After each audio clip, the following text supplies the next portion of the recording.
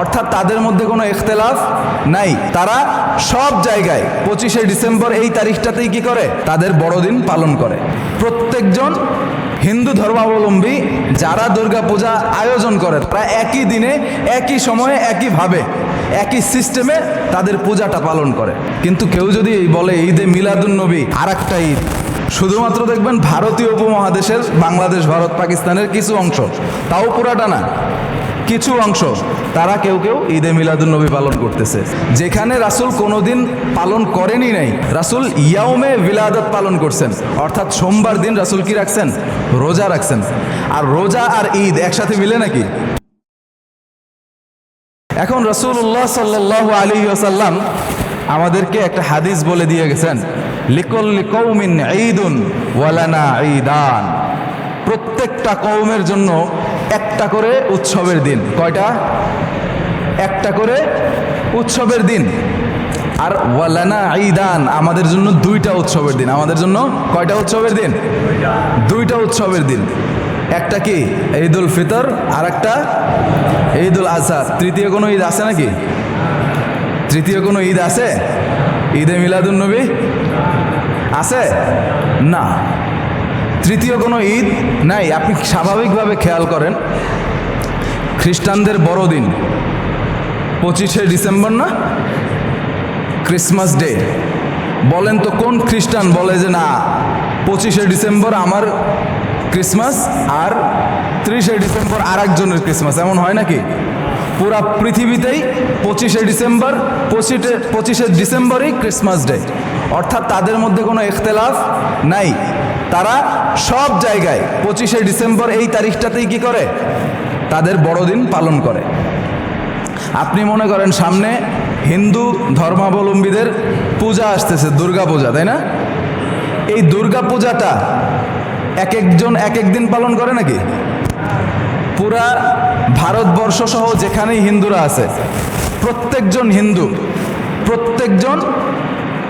হিন্দু ধর্মাবলম্বী যারা দুর্গা পূজা আয়োজন করে তারা একই দিনে, একই সময়ে, একইভাবে, একই সিস্টেমে তাদের পূজাটা পালন করে।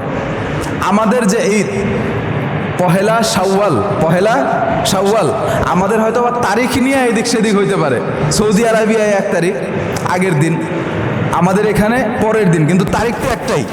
ওখানেও পহেলা শাওয়াল, এখানেও পহেলা শাওয়াল, কিন্তু সেটা আগে পরে আসতে পারে। কিন্তু কেউ কি বলছে যে সৌদি আরবে পহেলা শাওয়াল, তো বাংলাদেশ ঈদের দিন সবাই তো পহেলা শাওয়ালই করে, রমজান শেষ হওয়ার সাথে সাথে। ঈদুল আজহা 10, বাংলাদেশে অনেকের ঈদুল ফিতর নিয়ে সমস্যা থাকলেও ঈদুল আজহায় আবার সবাই একসাথে মিলে যায়, তাই না? ওই 10 জিলহজ। তাহলে ঈদ যেটা এবং অন্যান্য ধর্মাবলম্বীদের যেই উৎসবটা, সেটা কিন্তু একই দিনে হয়, সেটা নিয়ে কোনো মত পার্থক্য নাই। কিন্তু কেউ যদি বলে ঈদে মিলাদুন্নবী আর একটা ঈদ, শ্রেষ্ঠ ঈদ, তাহলে ঈদে মিলাদুন্নবী সবাই পালন করে নাকি? সৌদি আরবিয়ায় বলতে পারবেন 12 রবিউলের দিনে পুরা সৌদির মাঠ ঘাট রাস্তা যা কিছু আছে গলিপথ সব সাজায় ফেলছে, এরকম হয়েছে কোনো দিন? আপনি অন্যান্য মুসলিম কান্ট্রিতে যান, শুধুমাত্র দেখবেন ভারতীয় উপমহাদেশের বাংলাদেশ, ভারত, পাকিস্তানের কিছু অংশ, তাও পুরাটা না, কিছু অংশ তারা কেউ কেউ ঈদে মিলাদুন্নবী পালন করতেছে। অতএব যেই ঈদটা সর্বসম্মত না, এই ঈদের পক্ষে কোরআন এবং হাদিস থেকে কোনো দলিল নেই। এখন বলবেন যে বার্থডে, রাসূল সাল্লাল্লাহু আলাইহি ওয়াসাল্লামের কি বার্থডে, এই বার্থডে সিস্টেমটা কি মুসলমানদের মধ্যে আছে নাকি? নাই তো। মুসলমানরা বার্থডে পালন করে না। মুসলমানদের বয়স গণনা করা হয় চন্দ্রবর্ষ হিসেবে। কি বর্ষ হিসেবে? চন্দ্রবর্ষ হিসেবে। আর আমরা বর্তমানে হলো সৌরবর্ষ হিসেবে। জানুয়ারি, ফেব্রুয়ারি, মার্চ, এপ্রিল, এটা কি সৌরবর্ষ, অর্থাৎ সূর্যের সাথে চলে। আর মুহররম, সফর, রবিউল আউয়াল, রবিউল সানি, জুমাদাল আউয়াল, জুমাদাল সানি, এগুলা চন্দ্রবর্ষ। মুসলমানের বয়স তো হয় চন্দ্রবর্ষে, কিন্তু আমরা এখন গুনি কি সৌরবর্ষে। চন্দ্রবর্ষে হিসাব করেন, আপনার বয়স যদি 30 হয়, চন্দ্রবর্ষে হিসাব করে দেখেন আপনার বয়স 32-33 হয়ে গেছে, তাই না? আপনি যদি আপনার বয়স 50 হয়, আপনি চন্দ্রবর্ষ হিসাব করেন, আপনার বয়স 55-60 হয়ে গেছে। কারণ চন্দ্রবর্ষ সৌরবর্ষ থেকে ছোট হয়, সৌরবর্ষ থেকে ছোট হয়। 29 দিন হয়, 30 দিন হয়, 31 দিন কোনো দিন আরবি মাস হইতে দেখছেন? হয় না। তাহলে আমাদের তো কনসেপ্টই নেই কখন কোন মাস কি হবে। চাঁদ ওঠার উপরে নির্ভর করে যে এই মাসটা 30 হবে না 29 হবে। আমরাও তো নিজেরা সঠিকভাবে জানি না, তাহলে আমরা কিভাবে নিজেদের জন্মদিন পালন করতে পারি? এটা কনসেপ্টটাই বিধর্মীদের। কনসেপ্টটা কি? বিধর্মীদের। আর সেই ক্ষেত্রে রাসূল সাল্লাল্লাহু আলাইহি ওয়াসাল্লামের আবার বার্থডে পালন করা, এটা তো আবার অন্য রকমের বিষয়, তাই না? যেখানে রাসূল কোনোদিন পালন করেনই নাই, এবং বরং কিভাবে পালন করছেন? রাসূল ইয়াউমে বিলাদত পালন করছেন, অর্থাৎ সোমবার দিন রাসূল কি রাখছেন? রোজা রাখছেন। আর রোজা আর ঈদ একসাথে মিলে নাকি? আপনি কি কোনোদিন চাইলে 27 বা 28 রমজানে গিয়ে বলতে পারবেন যে আজকে ঈদের দিন, আজকে সবাই খাও ধুমায়া? সম্ভব? আপনি রোজা বাদ দিয়ে যদি ঈদ পালন করেন, আপনার রোজাটা কি হবে? আপনার ঈদটা হবে? আবার যদি চিন্তা করেন যে না, এই লম্বা সময় 30 দিন পর্যন্ত রোজা রাখলাম, 29 দিন পর্যন্ত রোজা রাখলাম, আজকে পহেলা শাওয়াল, আজকেও আমি রোজা রাখবো, হবে নাকি? তাহলে ঈদের দিন খাইতে হয়, ঈদের দিন খাবার খাইতে হয়, আর রমজানের সময় খাওয়া থেকে বিরত থাকতে হয়। আর রাসূল সাল্লাল্লাহু আলাইহি ওয়াসাল্লাম নিজের ইয়াউমে বিলাদত অর্থাৎ জন্ম বারটা পালন করছেন কিসের মাধ্যমে? রোজা রাখার মাধ্যমে, না খাওয়ার মাধ্যমে। তাহলে খাওয়া আর না খাওয়া কি মিলে নাকি? আর ঈদে মিলাদুন্নবীতে কি সবাই রোজা রাখে? আবার যদি বলেন যে না ঠিক আছে 12 রবিউল আউয়াল আমরা সবাই রোজা রাখবো, তাহলে হবে? রোজাও রাখা যাবে না। তাহলে আর 12 রবিউল আউয়াল এই বিষয়টা নিয়ে মত পার্থক্য আছে। রাসূল সাল্লাল্লাহু আলাইহি ওয়াসাল্লাম যখন জন্মগ্রহণ করছেন, তখন কি মানুষ জানতো তিনি নবী হবেন? কেউই তো জানতো না তিনি নবী হবেন। আর ওই সময় থেকে তো কোনো ঐতিহাসিকরা বসে থাকেন নাই যে থাকবেন যে কখন নবী আসলেন, কয়টার সময়, কতটা বাজে, কোন তারিখ, কোন ডেট কি। আমরা একটা প্রসিদ্ধ যেই রেওয়ায়েত পাই সেটারে 12 রবিউল আউয়াল বলি, কিন্তু আরো প্রসিদ্ধতম মানে যেটা অরিজিনালি সেটা 8 কিংবা 9 রবিউল আউয়াল। কত? 8 অথবা 9 রবিউল আউয়াল। এটা হচ্ছিল রাসূলের জন্ম তারিখ। হ্যাঁ, রাসূল চলে গেছেন যখন 12 রবিউল আউয়ালে রাসূল ওয়াফাত গ্রহণ করছেন, এটা সর্বসম্মতিক্রমে ঠিক, কারণ ওই সময় তার লক্ষ লক্ষ ফলোয়ার ছিল। তার মৃত্যুটা লেখার জন্য মানুষের অভাব ছিল না, কিন্তু যখন তিনি জন্মগ্রহণ করছেন তখন কি মানুষ বৈশা ছিল? না। তাহলে ওই জিনিসটা সম্পর্কে কনফিউশন আছে। তাইলে আমরা একটা কনফিউশনাল ডেট ঠিক করে সেটাতে আবার বার্থডে পালন করা, অনেকে তো এই পর্যায়ে পর্যন্ত পৌঁছায় যায় রাসূল সাল্লাল্লাহু আলাইহি সাল্লামের নামে কেক বানায় না, হ্যাপি বার্থডে ইয়া রাসূলুল্লাহ, নাউজুবিল্লাহ, এরকম করে না? এটা কি ইসলামিক কনসেপ্ট?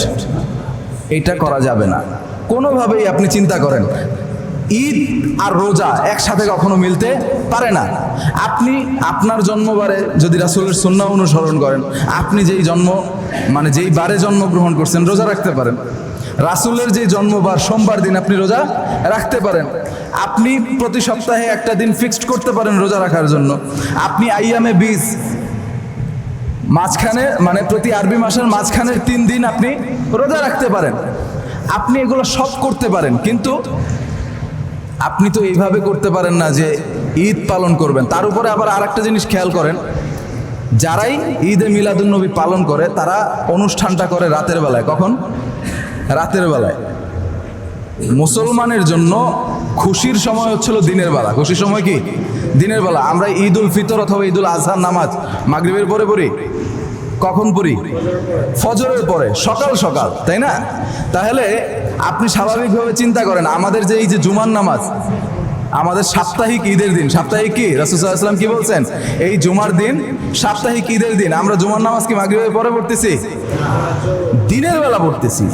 তাহলে মুসলমানের সকল উৎসব হয় কখন?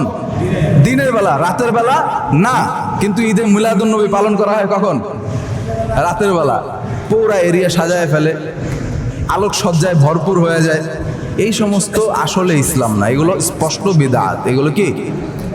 আমরা নমুনা ফলো করব কাকে? রাসূল সাল্লাল্লাহু আলাইহি ওয়াসাল্লামকে। কারণ আমরা এই পৃথিবীর এই সৃষ্টির সর্বোত্তম প্রজেক্ট আশরাফুল মখলুকাত, এই পৃথিবীর সকল সৃষ্টির শ্রেষ্ঠ সৃষ্টি আমরা যদি ওই আমাদেরকে যেই নমুনার উপরে সৃষ্টি করা হয়েছে ওই নমুনাকে ফলো না করি, আমার উঠতে বসতে চলতে ফিরতে খাইতে ঘুমাইতে আমি যে কোনো পরিস্থিতিতে আমি যদি আমার নমুনাকে ফলো না করি, তাহলে কি হবে নাকি আমার কোনো ইবাদত গ্রান্টেড হবে, কবুল হবে? অতএব আমরা কি এখন থেকে চেষ্টা করব রাসূলুল্লাহ সাল্লাল্লাহু আলাইহি ওয়াসাল্লামকে আমাদের জীবনের একমাত্র রোল মডেল মেনে তার জীবনের সাথে আমাদের জীবনকে মিলিয়ে আমরা এই পৃথিবীর এই স্বল্প সময়ের যাত্রাটা কমপ্লিট করে আল্লাহ তাআলার সামনে এমনভাবে উপস্থিত হব যেমন আল্লাহ তাআলার রাসূল সাল্লাল্লাহু আলাইহি ওয়াসাল্লামের সাহাবায়ে কেরামের ব্যাপারে আল্লাহ তাআলা কি বলছেন? রাদিয়াল্লাহু আনহুম ওয়া রাযু আন। আল্লাহ তাআলা তাদের উপরে সন্তুষ্ট এবং তারাও কার উপরে সন্তুষ্ট? আল্লাহ তাআলার উপরে সন্তুষ্ট। তাহলে আমি যদি আমাকে এমনভাবে গড়তে পারি যে আল্লাহ আমার উপরে সন্তুষ্ট এবং আমিও আল্লাহর উপরে সন্তুষ্ট, তাহলেই কেবলমাত্র জান্নাতে যাওয়া যাইতে পারে, এছাড়া সম্ভব না। অতএব আমরা এখন থেকে চেষ্টা করব নিজেদের জীবনের খাওয়া দাওয়া ওঠা বসা চলাফেরা সকল ক্ষেত্রে ফলোটা কাকে করব? কাকে মানব? কাকে অনুসরণ করব?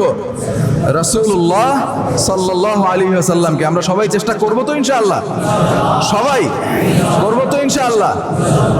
আর এখন থেকে আমরা রাসূল সাল্লাল্লাহু আলাইহি ওয়াসাল্লামের সুন্নাহ পরিপূর্ণভাবে অনুসরণ করব ইনশাআল্লাহ। আল্লাহ তাআলা আমাদের সবাইকে রাসূলুল্লাহ সাল্লাল্লাহু আলাইহি ওয়াসাল্লামের সুন্নাহ অনুসরণ করে আল্লাহ তাআলার সন্তুষ্টি অর্জন করে আমরা যেন আল্লাহ তাআলার দরবারে হাজিরা দিতে পারি, সেই তৌফিক আল্লাহ তাআলা আমাদেরকে দান করেন। এবং এতক্ষণ পর্যন্ত যা কিছু বলা হইল তা প্রত্যেকটা বুঝে শুনে এবং নিজেদের মতো করে নিজেদের ব্যক্তি জীবনে ইমপ্লিমেন্ট করে আমল করার মতো তৌফিক আল্লাহ তাআলা দান করেন।